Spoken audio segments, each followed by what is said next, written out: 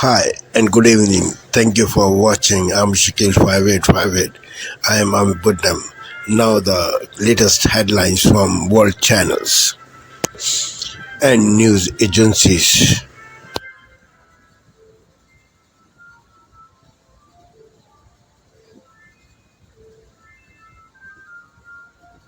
Purported leak. Tonight, path to victory. Hello, Georgia! Hello, North Carolina. Both candidates barnstorming battleground states, crossing paths in North Carolina. Are we ready to vote? Are we ready to win? With your vote this November, we are going to fire Kamala and we are going to save America. I'm Skyler Henry in Charlotte, where the Harris-Walz campaign says North Carolina is in play. Her final message to voters in the days before the election. I'm Caitlin Huey-Burns in Greensboro, North Carolina, where former President Donald Trump is holding one of 3 rallies in the Tar Heel state this weekend. Also tonight, women march in Washington, D.C. and beyond to support Harris, while Trump supporters stand by their man. He's called her lazy, stupid, a sleazebag. Does that bother you as women? Not a bit. Flood disaster. Spain braces for more rain as the death toll from this week's devastation rises. First Gaza, now Lebanon. CBS's Deborah Pazza with a reporter's notebook from Beirut. And later, voters on edge, how Americans are feeling in this supercharged election. How are you feeling this election cycle? I think, like everybody else, there's a lot of nervousness and angst. This is the CBS. Tonight, with just 3 days to go, both sides now in an all-out sprint to Election Day. Vice President Harris and Donald Trump storming through the battlegrounds. Take a look at this. Her plane, Air Force Two, and Trump's plane on the same runway at the same time, as Trump doubles down on his criticism of Liz Cheney. Plus, President Biden in a rare campaign appearance, and why Trump is campaigning in the blue state of Virginia today. A new warning from the FBI about fake videos like these being spread online. They now say some are being pushed by Russia. Our investigation. Who are the winners of Elon Musk's $1 million lottery? I just never imagined in a million years that this would happen. How are they chosen? The conviction of one of the officers involved in the shooting that left Breonna Taylor dead. What happens next with the other officers?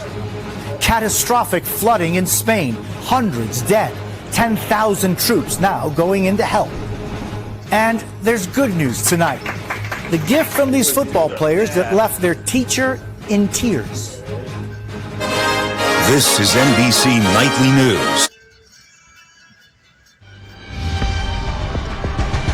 Good morning, America. Barnstorming the battlegrounds. The candidates presenting their final pitches to the public. Are you better off now than you were 4 years ago? It is my pledge to always put country above party and self, and to be a president for all Americans. The latest on the last big push, the role RFK Jr. could play if Donald Trump is elected, and the new fallout from Trump's comments on Liz Cheney. Plus, Vice President Kamala Harris on the trail with celebrities as she pushes for young voters. And analysis on the Electoral College paths to victory for each candidate. How it all breaks down. Subway chokehold trial now underway for Daniel Penny, accused of manslaughter in the death of a homeless man acting erratically on the train. The newly released body camera video. You got anything on him? I don't know. I just put him out. The jury to decide whether the Marine veteran's actions were justified. Crib notes. The new dad feeling isolated by the transition to parenthood. Nothing can prepare you for when your child comes. Reaching out to other fathers on social media, never expecting what happened next. Giving birth to a growing group of diapering dads. Hometown heroes. Dodgers fans welcome back the World Series champs, lining the streets of downtown and filling the stadium to cheer on the champs. Countdown to the New York City Marathon. More than 50,000 runners prepping for the 26.2-mile course through all 5 boroughs. Our own Will Gans talking with first-timers and veterans ready for the road. Live from ABC News in New York, this is Good Morning.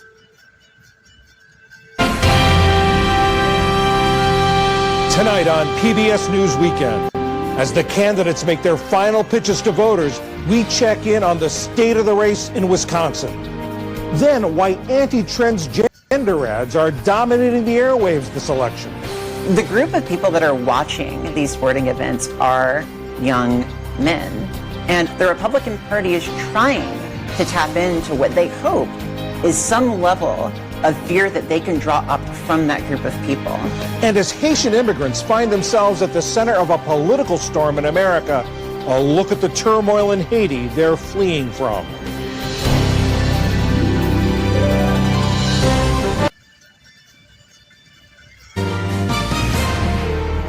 On this Saturday night, a final push for votes in the U.S. presidential race. I'm nervous.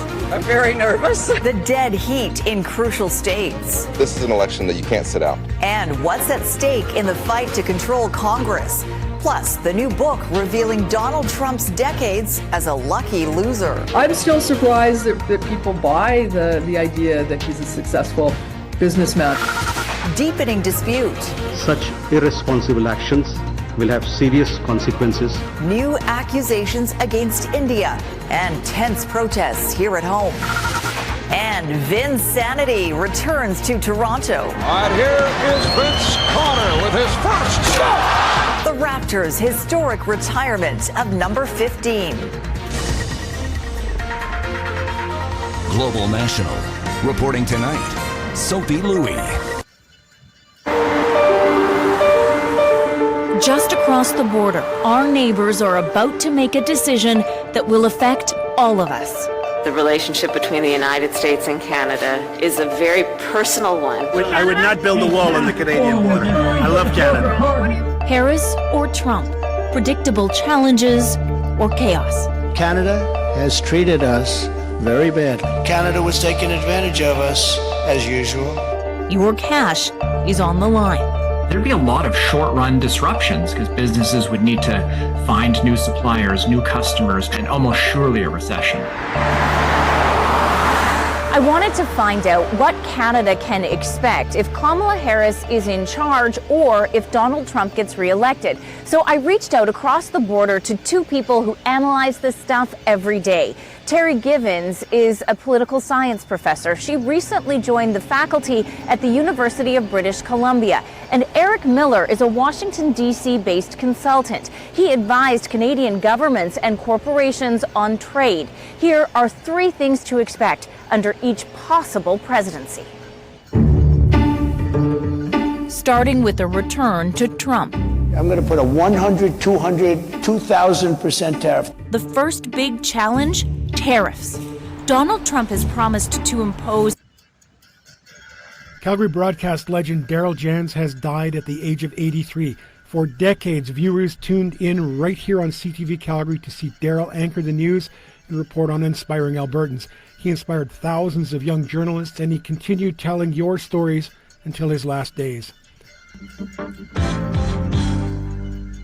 Good evening, I'm Daryl Jans. For 61 years on the air, including 50 years bringing the news to southern Alberta, Daryl Jans had an amazing career in news. Daryl grew up in the small town of Main Centre, Saskatchewan. It was life centered around two things, the church and the school. Daryl developed a love of reading and current events. After high school, he went to Teachers College in Regina. He taught for just 1 year before starting his broadcasting career at a radio station in Altona, Manitoba. On June the 29th, handed out my kids' report cards and started my career on Dominion Day 1962. The very next year, Daryl moved on to CHAB Radio in Moose Jaw and later CFQC TV in Saskatchewan. When these guys talk about freedom, what they mean, the freedom to be in your exam room, the freedom to be in your bedroom, the freedom to tell you what to read, the freedom to dictate things in your life that we all know is none of their damn business to be in. We've got an opportunity to vote for tax cuts for working families. We've got an opportunity to secure that southern border. We've got an opportunity to give us a president in the White House who can actually do the job. We have an opportunity in this election to turn the page on a decade of Donald Trump trying to keep us divided and afraid of each other. We're done with that. We're done. And this election is a choice between whether you will have 4 more years of incompetence and failure, or whether we will begin the 4 greatest years in the history of our country. The two campaigns looking to rally their voters today, with former President Trump rousing fans in Virginia. His vice presidential nominee, Senator J.D. Vance, headlines back-to-back rallies in Arizona. Trump campaign senior advisor Danielle Alvarez joins us now. Danielle, the Hispanic vote traditionally has gone Democrat, primarily Democrat, but there are signs this year that that is changing. Why? Well, I think that Hispanic voters, my community, I'm a Hispanic American woman, really care about basic issues, bringing down the cost of groceries, gas, rent, really care about securing the border. Good morning, welcome to Daybreak here on France 24. My name's Peter O'Brien and here are your headlines. Reinforcements and the King are on their way to Valencia. Many are still feared trapped 5 days on from the catastrophic flood. Kamala Harris hopes to have the last laugh in the election with an appearance on a comedy show as her and Donald Trump battle it out with less than 3 days to go. And Moldova decides whether to head closer to the EU or to Russia in a runoff election overshadowed by interference allegations.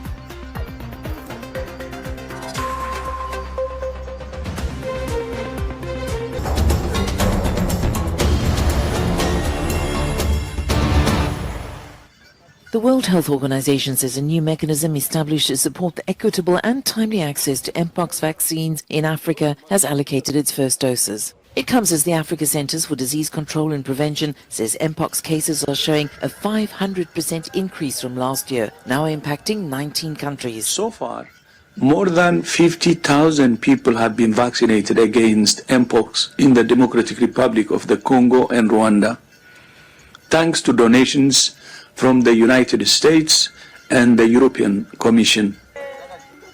He says the mechanism has allocated almost 900,000 doses of vaccines to 9 countries based on public health need, especially those with significant transmission of the new clade 1b virus. This is an important step towards bringing the Mpox outbreaks under control as part of WHO and the Africa CDC's shared strategic response plan. It's important to underscore that vaccination is only one part of that plan, alongside case finding, contact tracing, infection prevention and control, clinical care, risk communication, and testing. The WHO declared Mpox a global health emergency in mid-August after the new variant began spreading of Congo to neighboring countries. A broad appeal for mercy, including by jurors, the judge from his original trial, a former prison director, ordinary people and members of his family, fell on deaf ears. The U.S. state of South Carolina put Richard Moore to death by lethal injection on Friday. Mr. Moore was sentenced to death for killing 42-year-old James Mahoney on September 16, 1999, as Mahoney worked at a Spartanburg convenience store. Issues raised in the appeal for clemency include the fact that Moore was unarmed when he entered the store. The white clerk pulled a gun on him, which he wrestled away. Mahoney then grabbed a second gun, and as they scuffled, both men were shot, Moore in the arm and the shop assistant fatally in the chest. Moore's lawyers say he was defending himself and that no one has been executed in the state in the past 50 years for a robbery that began unarmed and with no intention to kill. They argued his sentence should be reduced to life in jail without parole because of his spotless prison record and willingness to be a mentor to other inmates. But South Carolina's Republican governor refused. Moore's execution comes amid rising opposition to the death penalty. South Carolina resumed killings last month after a 13-year pause. The Day of the Dead, or the Fête Guédé, an important annual ritual in Haiti. It's 2 days in which Haitians gather in cemeteries to honor their ancestors. But this year, celebrations were impacted by the ongoing violence that is plaguing the country. As part of the Voodoo Festival, people light candles and make altars with bones, food and jugs of moonshine rum to offer to the spirits of the dead in return for protection. However, few people ventured out to the cemetery in the capital Port-au-Prince after armed men were spotted there on Friday morning. It's because of the insecurity that the day is very different from the past. The people, the Guédé pilgrims and the merchants who used to come did not come. There's nothing. The cemetery is located in an area that is part of the 85% of Port-au-Prince already under the control of warring gangs. A surge of violence that started in February this year has left thousands dead and injured and many more people homeless.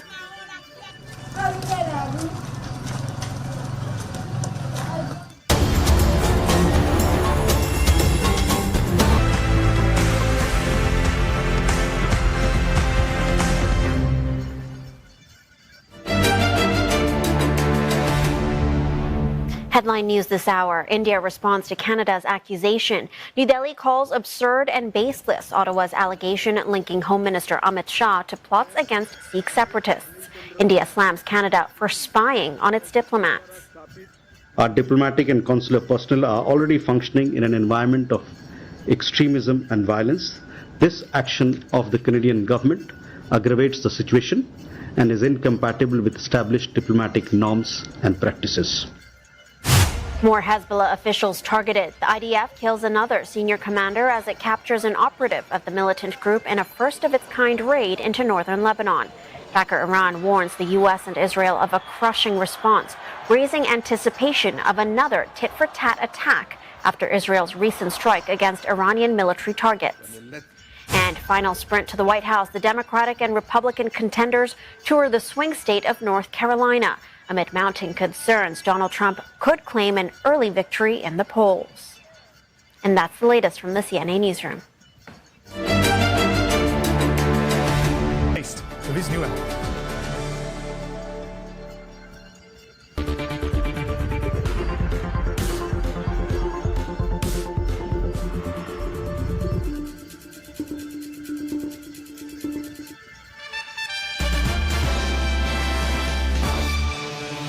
Hello, Melissa McKay with the top stories on ABC News. Prime Minister Anthony Albanese has promised to legislate 100,000 fee-free TAFE places a year if his government is re-elected. The promise builds on the party's previous commitment to deliver 500,000 fee-free TAFE places to 2026. The government has also promised to slash all university HECS debts by 20%. Labor frontbencher Jason Clare has admitted he solicited Qantas for a free flight upgrade for a personal trip in 2019.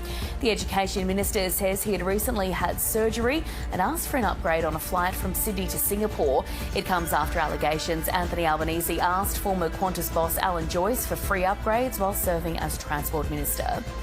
Israel has continued to bombard Lebanon, including the capital Beirut, as negotiations continue over a potential peace deal. 11 were wounded in southern Beirut after an Israeli airstrike as Hezbollah continues to fire rockets into Israel. The latest strikes have raised Lebanon's death toll to nearly 2,900, with more than 13,000 wounded. And US Vice President Kamala Harris has made a surprise visit to New York to appear on Saturday Night Live in the closing days of the presidential race.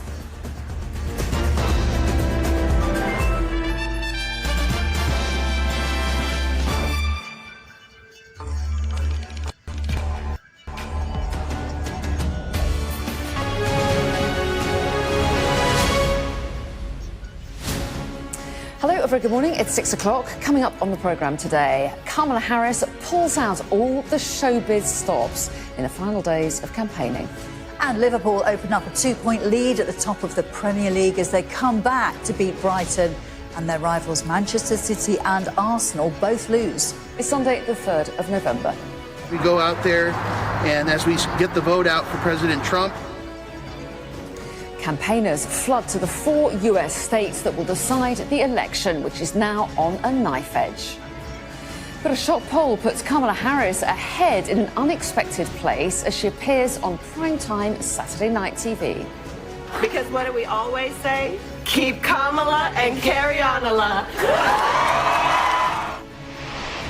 In Spain, grief turns to rage as residents are left to coordinate their own disaster relief. Israeli soldiers carry out an unprecedented nighttime sea raid, capturing what they claim is a Hezbollah operative. Plus, Oasis fans remember this summer's ticket pricing debacle when building their bonfires this year. And in sport, Lando Norris makes up another 3 points in his world title fight with Max Verstappen as he wins F1's sprint race ahead of today's Sao Paulo Grand Prix.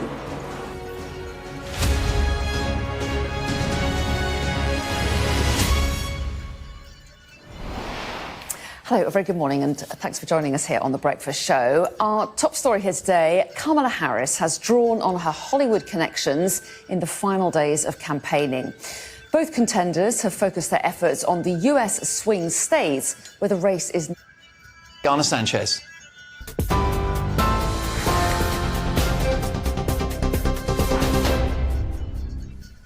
Mark, thank you. The top stories. Kemi Badenoch has vowed to tell the truth and stand up for our principles as she was elected the new leader of the Conservative Party this morning. Badenoch defeated Robert Jenrick in a ballot of party members. She's the fourth female leader and the first ever black leader of the party. In her acceptance speech, she said the Tories have to be honest about the fact they made mistakes and let standards slip. She also praised the outgoing leader Rishi Sunak for getting the party through a tough time. It is the most enormous honour to be elected to this role, to lead the party that I love, the party that has given me so much. I hope that I will be able to repay that debt. I also want to thank Rishi. No one could have worked harder in such difficult times. Rishi, thank you for everything you did. We all wish you and your wonderful family the very best for the future.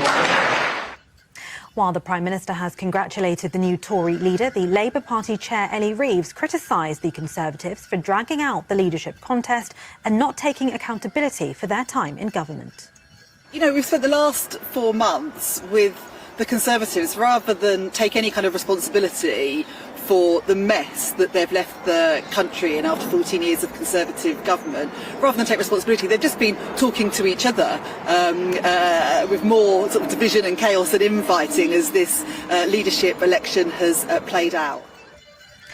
Now, it's understood police investigating historical sex offence allegations against actor and comedian Russell Brand have handed a file of evidence to the Crown Prosecution Service. A statement from the Metropolitan Police said following an investigation by Channel 4's dispatchers and the Sunday Times in September 2023, the Met received a number of reports of sexual offences between 2006 and 2013 from women in London and elsewhere in the country. Russell Brand has denied all of the allegations made against him and said his relationships were always consensual. Now, just 3 days remain until US Election Day, and both Republican presidential candidate Donald Trump and Democrat Kamala Harris are hitting the American South, continuing to make their closing arguments to voters. Donald Trump has made a pitch to voters in North Carolina this evening as the race for president nears its end. Will Trump accuse the Democrats of a coup for heaping pressure on Joe Biden to drop out of the race in July? Biden's exit made way for Kamala Harris. Well, Donald Trump said, "I think Joe might have done better." Meanwhile, Harris, who's been speaking at a campaign event in Atlanta, Georgia today, says Trump is increasingly unstable, obsessed with revenge, consumed with grievance, and she also said he's out for unchecked power. And Covent Garden's famous Christmas tree has been handpicked and freshly harvested ahead of this year's festive season. For the 15th consecutive year, the 55-foot Norwegian spruce Christmas tree was chosen from Woods Farm, a 200-acre festive forest near Solihull in the West Midlands. Woods Farm also supplies festive trees to other notable locations such as Downing Street and Windsor Castle. And those are the latest GB News headlines for now. I'm Tatiana Sanchez. Now it's back to Mark Dolan tonight. This is DW News live from Berlin. Donald Trump and Kamala Harris go on a battleground state blitz.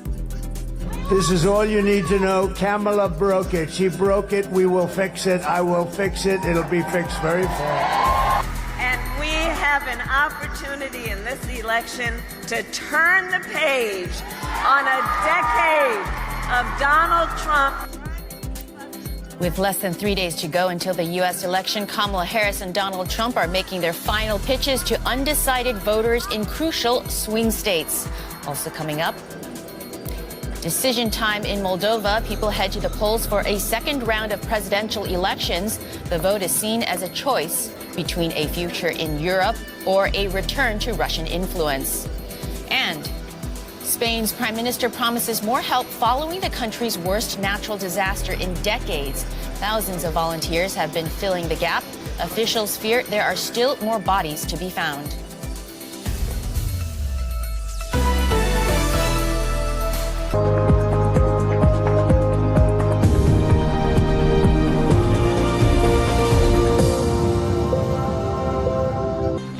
The UN has condemned Israel for indiscriminate attacks on northern Gaza, noting more than 50 children have died in the past 48 hours. Hello, welcome to TRT World Live from Istanbul. I'm Aaron Armstrong. Also coming up on the programme, the Lebanese Prime Minister demands an explanation for the kidnapping of a citizen by Israeli commandos in the northeast of the country. We ask how college students will vote in the upcoming US election and who they think will win, with some surprising responses. And a group of women in Kenya have achieved the seemingly unachievable by successfully reforesting some areas of the country. We'll tell you how.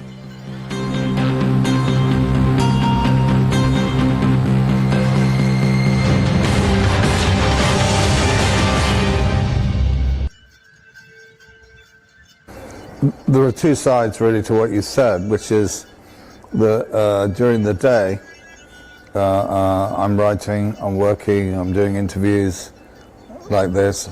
I'm a coherent, articulate person who can think about the tragedy that's befallen him.